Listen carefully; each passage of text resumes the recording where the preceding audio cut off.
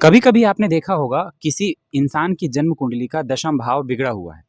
अब दशम भाव देखा किस लिए जाता है, तो ऑब्वियस सी बात है, वर्क प्लेस के लिए। काम करें या बिजनेस करें, बिजनेस करें तो कौन सा, काम करें तो कौन सा, जो जॉब कर रहे हैं उसे स्विच कब करें, या इससे बेहतर जॉब कब मिलेगी, वगैरह वगैरह बहुत सारी चीज़ें दशम भाव से देखी जाती हैं, क्योंकि बेसिकली ये भाव आपके वर्क प्लेस का होता है। अब अगर किसी इंसान की कुंडली में आपको ये 10वां घर जो दशम भाव है ये बिगड़ा हुआ दिखाई दे, लेकिन इसके बावजूद वो व्यक्ति जो भी काम कर रहा है, लाइक वो बिजनेस कर रहा है या वो जॉब कर रहा है या वो पॉलिटिक्स में है, जो भी वो कर रहा है उसमें उसकी जो पोजीशन है वो बहुत अच्छी है, तो ये एक कंट्राडिक्शन वाली स्थिति आ जाएगी। आप सोचेंगे दशम भाव तो बिगड़ा हुआ है इसका, लेकिन फिर भी ये अपने वर्क प्लेस में इतना बेहतर क्यों कर रहा है। यहाँ पर कई बार हम अपने एस्ट्रोलॉजी में भाव से भाव के सिद्धांत को देखते हैं। अब मैं आपको एक सिंपल सूत्र बताता हूँ, उसे अपनी कुंडली में या किसी भी इंसान की कुंडली में अप्लाई करेंगे तो आपको समझ में आ जाएगा कि बेसिकली ये क्लासिक जो सूत्र है ये कहना क्या चाहता है। अगर किसी इंसान की जन्म कुंडली के किसी एक भाव के बारे में बहुत डिटेल से जानना हो तो हम क्या करते हैं, हम उस भाव को उठाकर लग्न बना देते हैं। देन इसके बाद हम देखते हैं कि अगर वो भाव लग्न है तो उस भाव से जो भी भाव होंगे, लाइक उसका पंचम, उसका तीसरा, उसका भाग्य या उसका नवम, उस भाव से उन भावों की स्थिति क्या है। जैसे अगर बात दशम भाव की हो रही हो तो अपनी जन्म कुंडली खोलिए और देखिए आपकी जन्म कुंडली के दशम भाव से 6 घर आगे, आपकी जन्म कुंडली के दशम भाव से 9 घर आगे और आपकी जन्म कुंडली के दशम भाव से 11 घर आगे कौन से प्लैनेट बैठे हैं। अब अगर इसको और सिंपल वे में समझाऊं तो आपकी जन्म कुंडली के दशम भाव से अगर आप 6 घर आगे जाएंगे तो आपको आपकी कुंडली का तीसरा भाव मिल जाएगा। इसी तरह अगर आप अपनी जन्म कुंडली के दशम भाव से 9 घर आगे जाएंगे, यानी दशम का भाग्य ढूंढेंगे, तो आपको आपकी कुंडली का छठा घर मिल जाएगा। और अगर आपकी जन्म कुंडली में आप दशम भाव से 11 घर आगे जाएंगे तो आपको आपकी जन्म कुंडली का अष्टम भाव यानी 8वां घर मिल जाएगा। ज्योतिष की कुछ क्लासिकल बुक्स कहती हैं कि अगर किसी इंसान की जन्म कुंडली के दशम भाव से 6 घर आगे, 9 घर आगे और 11 घर आगे कोई पाप ग्रह बैठा हो तो ऐसा इंसान अपनी लाइफ में अपने वर्क प्लेस के लिए कभी भी परेशान नहीं होगा।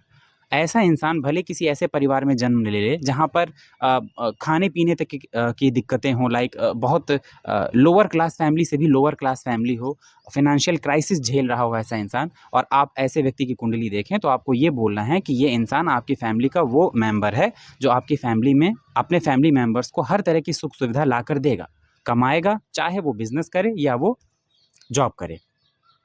अगर ऐसे इंसान के फादर, बाई चांस ऐसा इंसान किसी ऐसे घर में जन्म लेता है जहाँ पर उनके फादर ऑलरेडी सक्सेसफुल इंसान हैं, लाइक उनके फादर के पास खुद का कोई बिजनेस है या उनके फादर कोई बहुत अच्छी जॉब करते हैं, कोई बहुत उच्च अधिकारी हैं, तो आपको ये बोलना है कि ये जो आपका बेटा है या जो बेटी है, ये अपने दम पर अपने फादर, अपने परिवार का नाम आगे तक लेके जाएंगे और अपने मेहनत से अपने फादर से ज़्यादा सक्सेसफुल होंगे।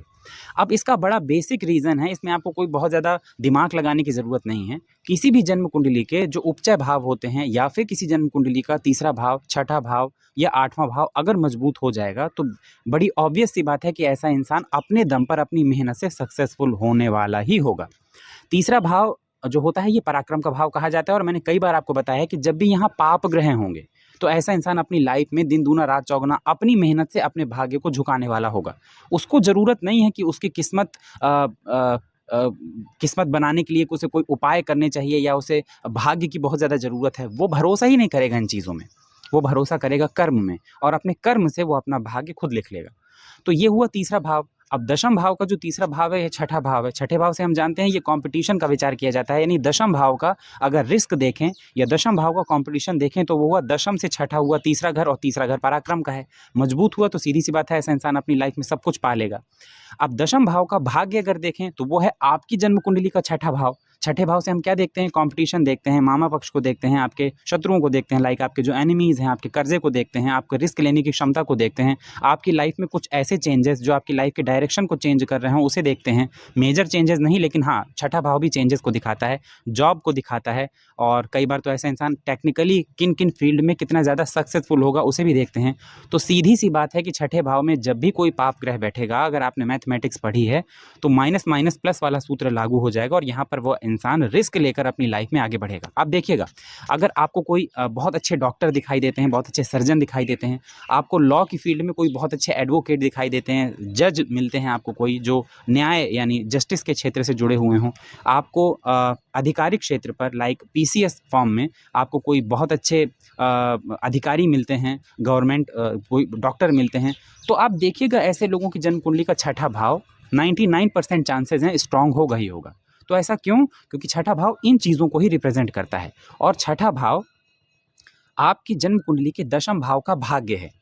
और सुनने में भी ये चीज़ अटपटी नहीं लगनी चाहिए कि आपके कर्म का भाग्य कौन सा भाव हो सकता है। तो आपके कर्म का भाग्य वही भाव हो सकता है जो आपकी क्षमताओं को, आपके रिस्क लेने की क्षमता को, आपके जज्बे को दिखाए।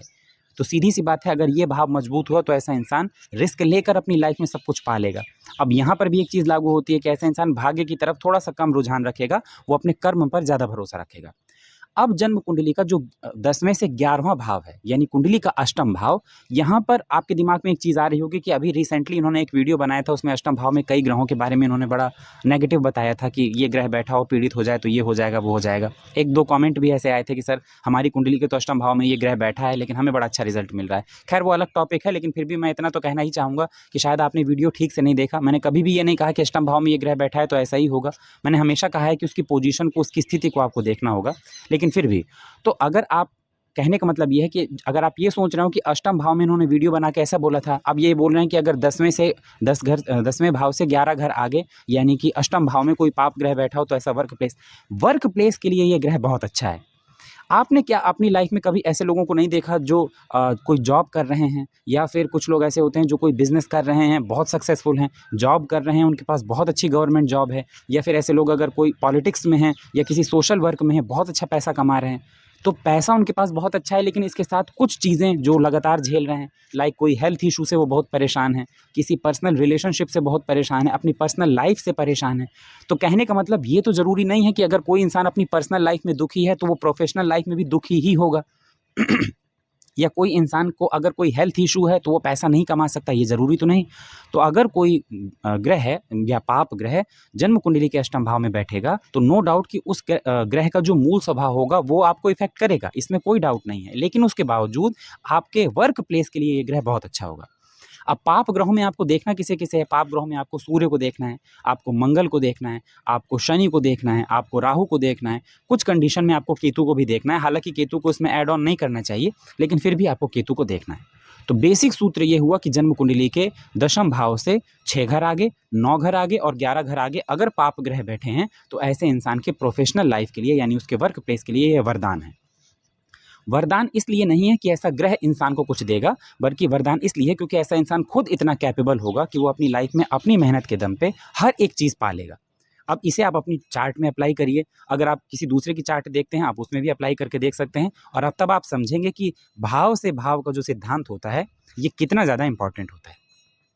तो ये था आज का सूत्र। उम्मीद है कि आपको पसंद आया होगा। वीडियो अगर अच्छा लगा हो, वीडियो को लाइक करिएगा। वीडियो में दी गई जानकारी अच्छी लगी हो तो चैनल को सब्सक्राइब करिएगा और बेल आइकन जरूर दबाइएगा, ताकि जब भी कोई नया वीडियो चैनल में पोस्ट किया जाए तो उसका नोटिफिकेशन सीधे आप तक पहुंच जाए। मिलते हैं अगले वीडियो में, तब तक के लिए धन्यवाद।